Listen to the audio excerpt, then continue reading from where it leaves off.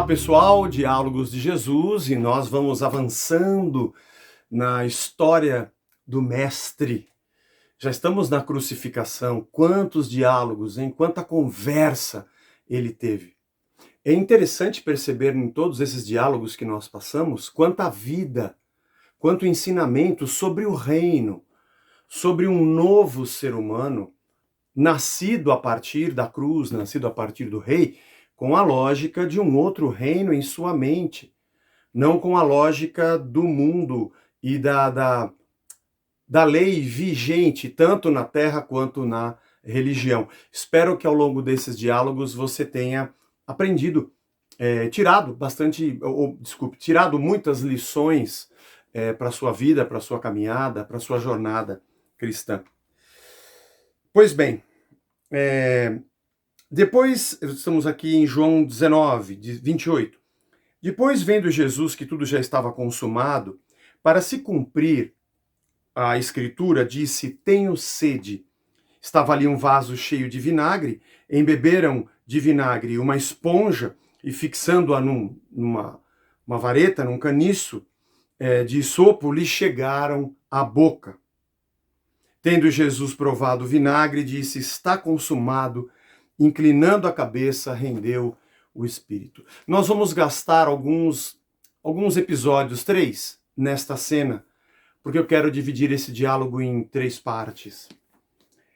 Mas a primeira parte é para se cumprir a escritura, né, diz o texto. Vamos voltar aqui. Vamos voltar ao texto. Provavelmente Jesus está citando o Salmo 69, verso 21. Vamos para lá. Vamos para lá. Salmo 69, 21. Que diz assim: por alimento me deram fel e na minha sede me deram a beber vinagre.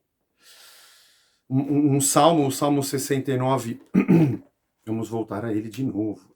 Zé, por que você fechou? Desculpa. O Salmo 69, deixa eu me localizar aqui. É um salmo de Davi. Portanto, as palavras de Davi, ou de um rei davídico, né? Como a gente aprende quando estuda os salmos, é uma palavra que tinha a ver com, poeticamente, ao fel e ao vinagre oferecido no momento de sede, da sua vida de sede, Davi. Mas o texto de João diz que isso é o cumprimento. Jesus estava cumprindo aquilo que Davi havia dito. Há uma discussão, o vinho, quando passava do ponto, quando ele vinagrava, quando a gente faz vinho, a fermentação do vinho é natural, né? Aliás, a uva, quando você colhe aquela uva do pé que está esbranquiçada perto do talo, ali já tem um processo de fermentação acontecendo. Tem gente que diz: puxa, chupei uma uva, me deu uma queimação, né? Ela já estava num processo no meio de uma fermentação. Acontece com caldo de cana e outros quetais que fermentam naturalmente.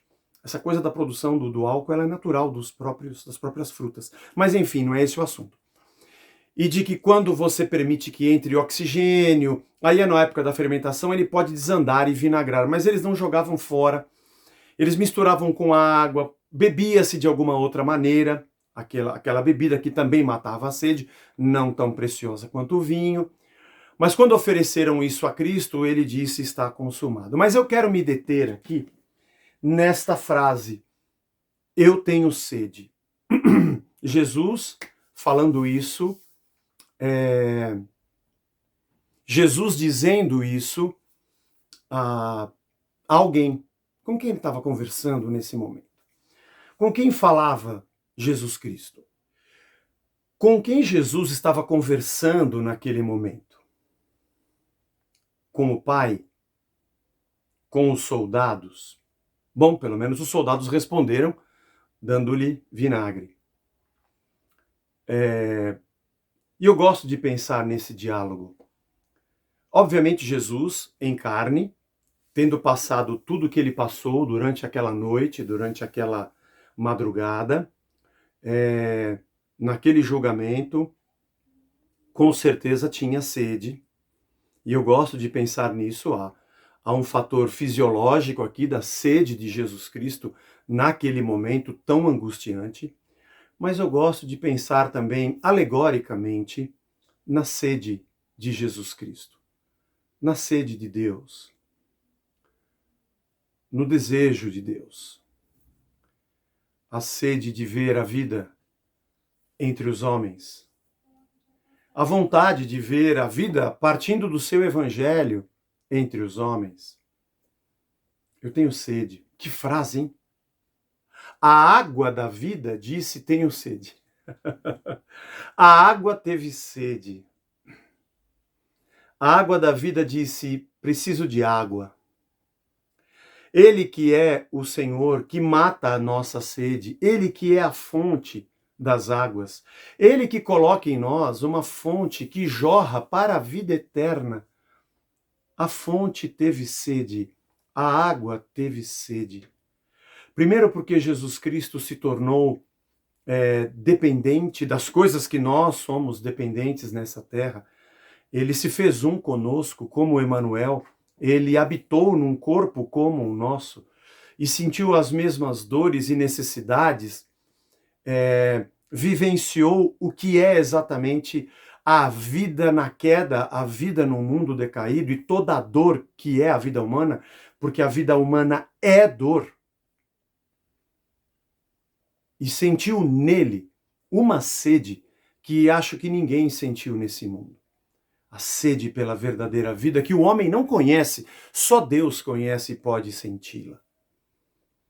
Do afastamento de Deus. Como diz o salmista, como suspira a corça pelas correntes das águas, assim a minha alma tem sede de Deus.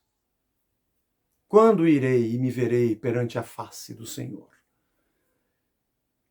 Acho que o homem, quando diz isso, também não sabe o que está dizendo, porque só a água sabe o que ela de verdade é.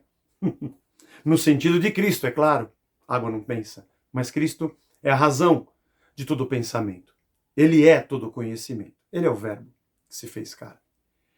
Portanto, quando Jesus diz: eu tenho sede, o corpo de Cristo necessitava da água. Eu alegoricamente penso o quanto que o corpo de Cristo hoje tem sede. E com que tipo de água ele tem matado a sua sede. E como será que o Senhor olha para mim, para o Zé, nas minhas sedes? E como que Jesus olha para mim nos meus problemas, nas minhas questões, quando eu digo, meu Deus, falta isso, falta aquilo, e Ele que me conhece mais do que eu mesmo, e conhece a água mais do que eu mesmo, e conhece as soluções que eu peço mais do que o que eu peço, sabe exatamente qual é a água que mata a minha sede. E eu creio que Jesus, olhando todo o desnorteamento da raça humana, quando disse, como no outro episódio que nós falamos, Pai, perdoa-eles, eles não sabem o que fazem, eles não sabem nem o que eles precisam, eles não sabem onde buscar e não sabem nem o que buscar. Sabemos nós? Não sabemos. Nós não sabemos nada. A verdade é que nós precisamos aprender muita coisa sobre o que de verdade Deus reservou para matar a nossa sede. E talvez esta vontade de Deus, esta sede de ver o homem salvo, liberto e saciado por Ele mesmo, possa se cumprir em nós quando nós compreendermos que qualquer água que precisemos beber se resume a uma só: Cristo. Sabe o que eu e você precisamos? Mais dele. Sabe, no meio dessa doideira que nós oramos e fazemos as nossas loucuras, dizendo, eu preciso disso, disso e disso, ele está dizendo, não, você precisa da água. Senhor, tu sabes o que eu preciso. Eu sei, você precisa da verdadeira água. A sua verdadeira sede é a verdadeira comunhão com o Filho de Deus. Que nós possamos pensar nisso. Essa única frase, tenho sede, possa nos fazer pensar e dizer: Senhor, de verdade qual é a tua sede? Acho que é matar a minha com a verdadeira água. Me ajuda a não perder tempo em outras fontes, mas apenas buscar a tua. É só o que eu preciso. Valeu, galera.